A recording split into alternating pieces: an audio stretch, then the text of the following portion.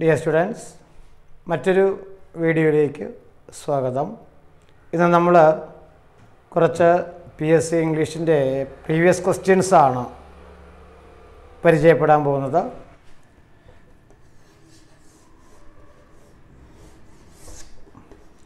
Would you like dash with me? Would you like dash with me? ഒരു previous question ആണ്. Would you like dash with me, dance with me, to dance with me, dances with me, dancing with me? ഇതിൽ നമുക്ക് സംശയങ്ങളൊക്കെ വരാം. Dance with me ആണോ, to dance with me ആണോ, dancing with me ആണോ, dances with me, സംശയങ്ങൾ വരാം. ഇത്തരം സംശയം വരാതിരിക്കണമെങ്കിൽ നമ്മളതിൻ്റെ ഗ്രാമർ റൂള് അറിഞ്ഞിരുന്നാൽ മതി. നിങ്ങൾ ശ്രദ്ധിക്കുക. Would you like, would you like, would you ലൈക്കിന് ശേഷം എപ്പോഴും വരേണ്ടത് to be one, to be one, to infinitive. Would you like to dance with me? Would you like to come with me? Would you like to go with her? ഇങ്ങനെ വരും.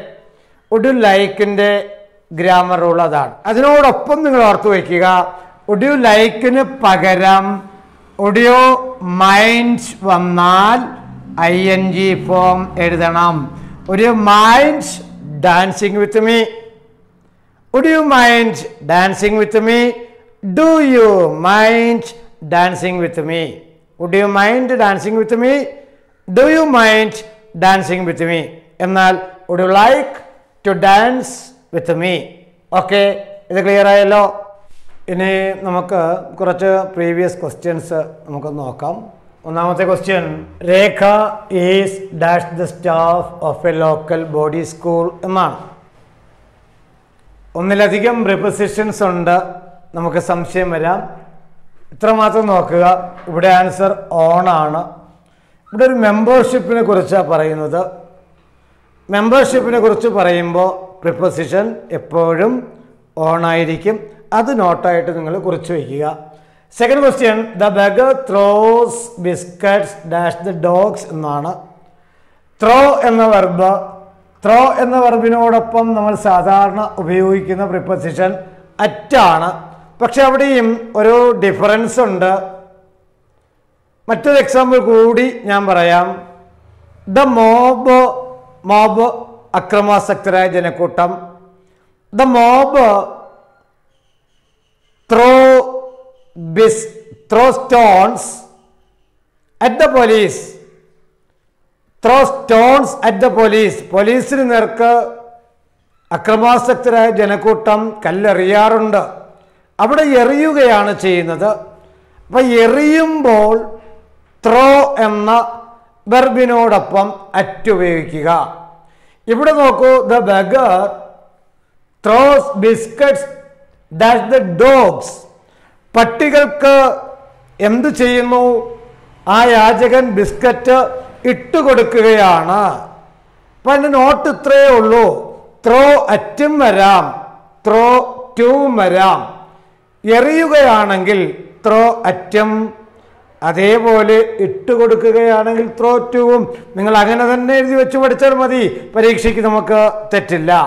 അടുത്ത ക്വസ്റ്റ്യനിലേക്ക് പോകുന്നു. She wears earring dash her little finger. Little finger കുഞ്ഞു വിരലിലാണ് അവൾ മോതിരം ധരിക്കാറുള്ളത് എന്നർത്ഥം വരുന്ന ഈ ചോദ്യം. ഇവിടെ പ്രിപ്പോസിഷൻ 4 ഉണ്ട്. നിങ്ങൾ എഴുതേണ്ട ആൻസർ ഓൺ ആണ്. അതിൻ്റെ നോട്ട്സ് എന്ന് പറയുന്നത് ബോഡി പാർട്ട്, ബോഡി പാർട്ട് നമ്മുടെ ശരീരത്തിൻ്റെ ഭാഗം, ബോഡി പാർട്ട്. ലിറ്റിൽ ഫിംഗർ, ഫിംഗറൊക്കെ നമ്മുടെ ബോഡി പാർട്ടാണ്. ബോഡി പാർട്ടിന് മുന്നിൽ എല്ലായ്പ്പോഴും പ്രിപ്പോസിഷൻ ഓൺ ആയിരിക്കും. On my little finger, on my head, on my shoulder, അങ്ങനെ പോകും.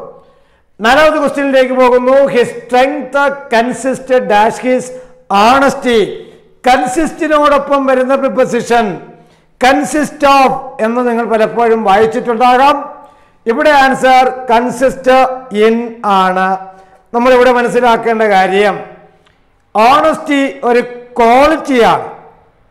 ഒരു ക്വാളിറ്റിയെ കുറിച്ച് പറയുമ്പോൾ കൺസിസ്റ്റിനോടൊപ്പം വരേണ്ട പ്രിപ്പോസിഷൻ ഇൻ ആണ്. അപ്പോൾ നോട്ട് ഇതാണ്, കൺസിസ്റ്റ് ഇൻ ക്വാളിറ്റി. എന്നാൽ consist of number or things അങ്ങനെ പഠിക്കുക. അഞ്ചാമത്തെ question, my mother divided the cake dash have. Divided അവിടെയും പ്രിപ്പോസിഷനാണ്. ഡിവൈഡിൻ്റെ കൂടെ വരുന്ന പ്രിപ്പോസിഷൻ ഡിവൈഡ് ബൈ ആണോ, ഡിവൈഡ് ഫോർ ആണോ, ഡിവൈഡ് ഇൻ ആണോ, ഡിവൈഡ് ഇൻ ടു ആണോ, ഇങ്ങനെ സംശയം വരാം. സാധാരണ നമ്മൾ വായിച്ചിട്ടുള്ളത് ഡിവൈഡ് ഇൻ ടു ആണ് വായിച്ചിട്ടുള്ളത്. പക്ഷേ ഇവിടെ ആൻസർ ഡിവൈഡ് ഇൻ ആണ്. അതിന് കാരണം my mother divided the cake dash half. Half ആയിട്ട് രണ്ടായിട്ടാണ് ഡിവൈഡ് ചെയ്തത്. രണ്ടായിട്ട്, ഹാഫ് എന്ന് പറയുമ്പോൾ എൻ ടു എൻ ഹാഫ് രണ്ടായിട്ടാണ് ഡിവൈഡ് ചെയ്തത്. രണ്ടായിട്ട് ഡിവൈഡ് ചെയ്യുന്നുവെങ്കിൽ പ്രിപ്പോസിഷൻ ഇന്നും, രണ്ടിലധികമാണെങ്കിൽ ഇൻ ടുവുമാണ്. ഇപ്പൊ നോട്ട് ഇതാണ്, ഡിവൈഡഡ് ഇൻ ടു, ടു അല്ലെങ്കിൽ half. Divided in to more than two, രണ്ടിലധികമാണെങ്കിൽ അത് വരും ഇൻ ടു വരും. ആറാമത്തെ ക്വസ്റ്റ്യനിലേക്ക് നമ്മൾ പോകുന്നു. That is dash utopian idea. Utopian, അവിടെ നമ്മൾ ഏഴാണോ ആനാണോ എന്നാണ് നമുക്ക് സംശയം വരിക. അത് ഉട്ടോപ്യൻ, ഉട്ടോപ്യൻ എന്ന് വായിച്ചാൽ നമ്മൾ ആനെഴുതിപ്പോകും. അത് യൂട്ടോപ്യൻ ആണ്. അത് മലയാളത്തിൽ എഴുതുമ്പോൾ യൂട്ടോപ്യൻ ഇങ്ങനെ വരും. യാ വ്യഞ്ജനാക്ഷരം, വ്യഞ്ജനത്തിന്റെ ഉച്ചാരണം. അതുകൊണ്ട് ആൻസർ ഏതാ? എ ആണ്. A utopian idea. ഏഴാമത് question, past tense of fling. Fling എന്ന വേർഡിന്റെ പാസ്റ്റ് ടെൻസ് ആണ്. ഇത് മറ്റൊരു രീതിയിൽ ഈ ക്വസ്റ്റ്യൻ ചോദിച്ചിട്ടുണ്ട്. ഫ്ലിങ് എന്ന് പറഞ്ഞാൽ ത്രോ, എറിയുക. ത്രോ വയലന്റ്ലി, ശക്തിയായി എറിയുക. ത്രോ വയലന്റ്ലിയുടെ വൺ വേർഡായിട്ട് ചോദിച്ചിട്ടുണ്ട്. ആൻസർ ഫ്ലിങ് ആണ്. Throw violently one word fling ആണ്. ഫ്ലിങ്ങിന്റെ പാസ്റ്റ് ടെൻസ് ആണ് ചോദിച്ചിട്ടുള്ളത്. അത് ഫ്ലാങ് ആണോ, ഫ്ലിങ്ഡ് ആണോ, അത് ഫ്ലിങ് തന്നെയാണോ എന്നൊക്കെ നമുക്ക് സംശയം വരാം. റൈറ്റ് ആൻസർ ഫ്ലങ് ആണ്. ഫ്ലിങ് എന്ന വെർബിന്റെ മൂന്ന് രൂപം ഫ്ലിങ്, ഫ്ലങ്, ഫ്ലങ് തന്നെയാണ്. ഇനി നമ്മൾ എട്ടാമത്തെ ക്വസ്റ്റ്യനിലേക്ക് പോകുന്നു. നോക്കൂ. My brother as well as I dash going to Dubai എന്നാണ്. ഇവിടെ ആൻസർ ഈസ് ആണ്. നമുക്ക് ഐ ഈസ് ആണോ, ഐ ആറാണോ, അയാം ആണോ, ഐ വേറാണോ? എന്തായാലും ഐ ഈ പഠിക്കാത്ത, ഈ ഗ്രാമർ റൂള് അറിഞ്ഞുകൂടാത്തവർക്ക് ഈസ് എഴുതാൻ തോന്നില്ല. പക്ഷെ ഇവിടെ റൈറ്റ് ആൻസർ ഏത് തന്നെയാണ്? ഈസ് തന്നെയാണ്. അതിൻ്റെ നോട്ട്സാണ് ഞാൻ പറയുന്നത്.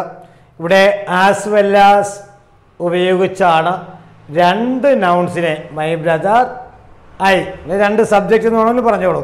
രണ്ട് നൗൺസിനെ ആസ് വെൽ ആസ് ഉപയോഗിച്ചാണ് കമ്പൈൻ ചെയ്തിരിക്കുന്നത്.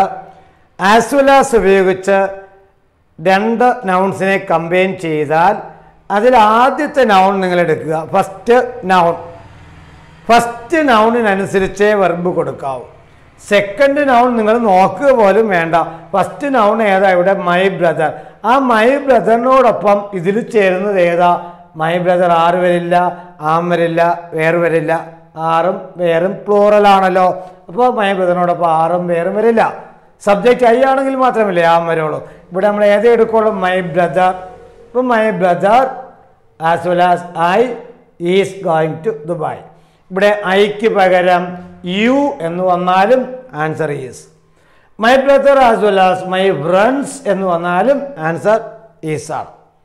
അപ്പോൾ നമ്മൾ പ്രീവിയസ് ക്വസ്റ്റ്യൻസ് പഠിക്കുമ്പോൾ അതിൻ്റെ ഗ്രാമർ റൂൾ എന്താണ് എന്ന് നമ്മൾ വ്യക്തമായിട്ട് നമ്മൾ പഠിച്ചു വെച്ചിരുന്നാൽ പരീക്ഷാ സമയത്ത് നമുക്ക് യാതൊരു കൺഫ്യൂഷനും ഉണ്ടാകില്ല. അപ്പോൾ ഇനി ഇതിൻ്റെ മറ്റൊരു ക്ലാസ്സുമായിട്ട് വീണ്ടും നമുക്ക് കാണാം. ഇന്നത്തെ ഈ ക്ലാസ് നിങ്ങൾക്ക് എന്തെങ്കിലും ഉപയോഗം ചെയ്യുമെങ്കിൽ കൃത്യമായിട്ടും സബ്സ്ക്രൈബ് ചെയ്യുക. ഷെയർ ചെയ്യുക. Thank you.